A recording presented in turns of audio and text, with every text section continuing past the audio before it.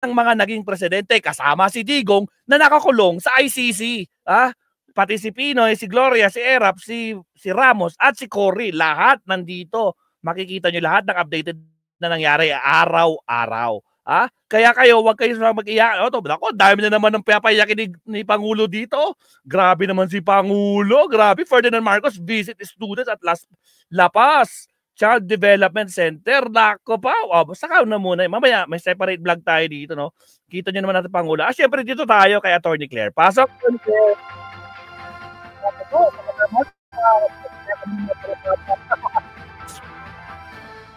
Sige, pasok, Attorney.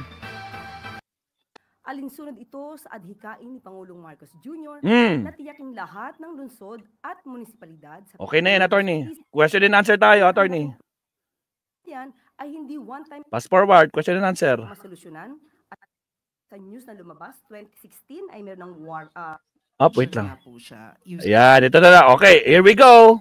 Justice system. 5. Ito na. Yusek, good afternoon po. First question of the day, October 24, kay Attorney Claire Yusek Castro. Pasok. Yusek, what do you think about the quote-unquote secret decision?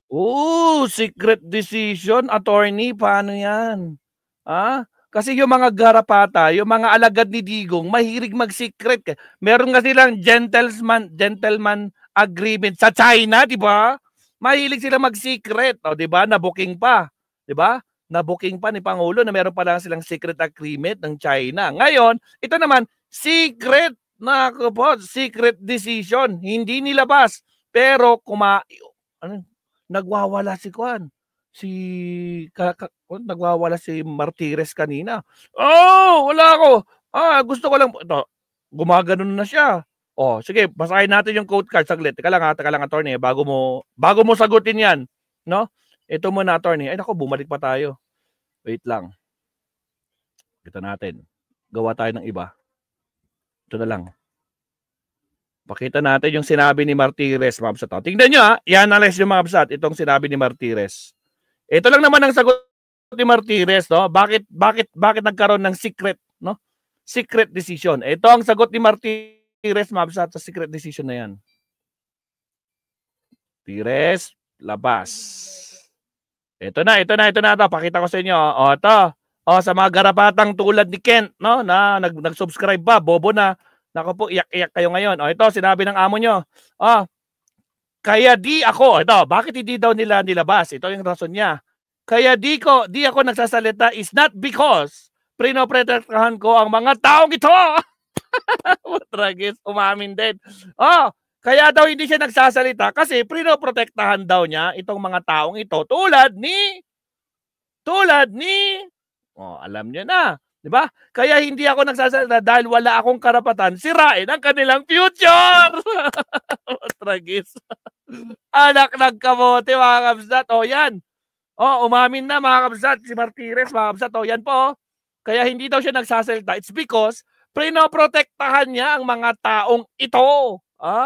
Na ako naman, kaya hindi ako nagsasalita dahil wala akong karapatan sirain. Sinabi ito on his decision on the reverse of 2016 dismissal order versus Joel Villanueva, October 24, 2025. Ako naman, Samuel Martires. Paano na yan? Sige, okay na tayo dyan. Di ba? Alam na natin yung naratibo niya. Ngayon, balik tayo kay Attorney Claire. Attorney Claire, pasok. Anak na kamote talaga, sige, first question, pasok. Villanueva, is this acceptable? Kung ito po ay mapapatunayang totoo, ito po ay nakakabahala. Nako po! Dapat nagkakaroon ng pagdududa. Nakakabahala. Hindi dapat nagkakaganito o nakakapagduda. Ginulat, di ba? Nanahimik bilang si Joel Villanueva, mga kakabsat. Alam nyo guys, ganito yan.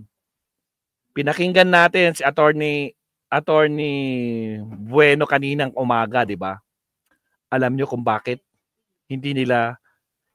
nanahimik si Martires, bakit nanahimik si Joel Villanueva? Ano alam nyo kanong rason? Sinabi ni Attorney Rene Bueno, Mabsat, na-analyze natin, Mabsat, no?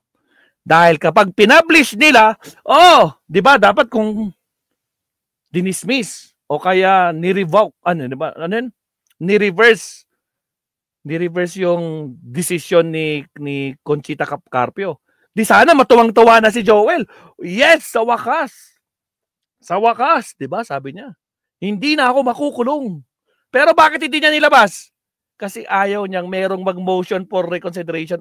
May mag-a-appeal sa mga prosecutor. Di ba? Walang mag-a-appeal. Hindi sila mag-a-appeal. Hindi, mali. Bakit yun ni-reverse yan? Wala. Kaya hindi nila pinakita kasi ayaw nilang merong mag-appeal. Ngayon lang nila nilabas. Ngayon, nako po, mamomroblema ngayon si Martires. Mukhang may mag-iimbestiga. Lako po. So yan po yung isa sa mga dahilan, Ma'am, no? Kasi ayaw nilang merong merong mag-appeal. 'Di ba? Or mag-aapila sila sa desisyon ni Martires. Mali ang ginawa nyo. Bakit ganyan? No, dapat tingnan nyo dito. Meron ng order 2016 pa lang. Dapat yan tanggalin na sa pwesto, 'di ba? Pero bakit nanahimik? Bakit nanahimik siya 2019 nanahimik siya? Kasi ayaw niyang mabulgar, no? Kasi kapag sinabi niya yun, malamang marami ang kokontra, di ba? Marami ang kokontra at mamomroblema si Joel, di ba mga kamsat? Kaya pala nanahimik kasi takot maresbakan. Pero ngayon, umamin na, wala na. So, bistado ang galawan nila. Alright, tuloy natin. Attorney Claire, pasok. Ang taumbayan sa ating justice system. Considering na ito po ang isa sa pinakamahalagang ahensya upang maiwasan at matugunan ang issue about sa korupsyon sa bansa. At tayo naman po ay nananalig at nagtitiwala sa kakayahan ni Ombudsman Boying Rimulya. Ay, may na kay Attorney Claire? Naka-full volume naman. Nakasagad yung volume kay Attorney Claire. Dapat din natin sabihin sa kanila, sa atin, sa pamamagitan natin, na dapat ito talagang imbestigahan ng malaliman upang kung anuman ang may pagkakamali, kung anuman ang nalabag na batas, kung meron man, ay dapat itong masolusyonan at maitama ng Nako po, pag mayroong nalabag sa batas, nako po, kailangan itong masolusyonan at maimbestigahan ng ombudsman. Nako po, paktay kayo dyan. Office of the Ombudsman. Pero if it's true na secret decision nga po siya, do you think valid pa rin yung decision, or at least should the former ombudsman who released the decision be held liable? Held la. Sa sitwasyon, mahirap po kasi mag-speculate ngayon. Pero kung may nalabag po ito at halimbawa po ay hindi po nabigyan ng kopya ang mga parties. Yes, pag hindi nabigyan ng kopya yung mga parties, lalo na yung nag-decide na i-dismiss na itong si Joel Villanueva, which is si dating ombudsman Conchita Carpio. Pag hindi nabigyan ng kopya at saka yung mga complainant, mga parties, nako po, malaki na namang problema. Kaya hindi pa siya safe. Hindi pa siya safe, mga kabsat. Nako, problemado pa rin si Joel. Yung pong time para mag-file ng anumang aksyon, let's say motion for reconsideration regarding said MR decision, ay hindi naman po umaandar. So depende po yan sa lahat ng sitwasyon at meron nga pong isang provision sa rules of procedure ang Office of the Ombudsman na kung di tayo nagkakamali sa news na lumabas, 2016 ay meron ng motion for reconsideration. Pero kapag criminal case po ang kaso, ang pag-file po ng motion for reconsideration ay hindi po nagpapahinto para maisampa ang criminal case sa Sandigan Bayan. So, or kahit sa anumang korte na maaaring pagdalhan ng kaso. So, lumalabas po kung nagkaroon ng motion for reconsideration in 2016. Malakas naman yung condito sounds. Hindi na dapat agad umabot ng 2019 or 2 years para madesisyonan yung motion for reconsideration. Dapat na isampa na ito sa Sandigan Bayan. Kung yun po ang magiging one of the facts or data na masasabing or makikita ng Office of the Ombudsman. Yun. Sunod na tanong mula kay Ana Bajo, GMA Online. Good afternoon, ma'am.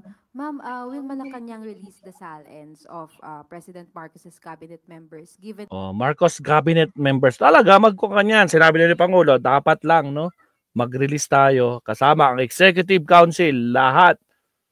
Magkukan sila, mag-oblige sila na ipakita ang SALN. Yung kabila, papakita kaya sila?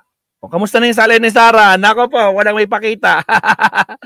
Tragis. Okay na to, salin na to, basta to. So, all good na tayo, Mabsat. So, nako po, nababahala ang Malacanang dahil sa ginawa ni Martires na to, Mabsat. So, pag konto, iimbestigahan nila to. At ganyan mo, hintayin natin ang susunod na kabanata at gagawin dyan ni Ombudsman Boying Rimulya. Alright, so okay na tayo dito, Absat. Okay na tayo sa main topic natin. Maraming salamat po. Thank you very much. Good evening sa lahat. Sa mga di pa po nagla-like and subscribe, like and subscribe. At syempre sa ating Facebook page, huwag kalimutan mag-follow. Alright, subtopic na tayo, Absat. Dahil may nag-iiyak ang mga garapat, ha? Paiyakin natin sila lalo. Alright, here we go. Countdown muna tayo, Absat.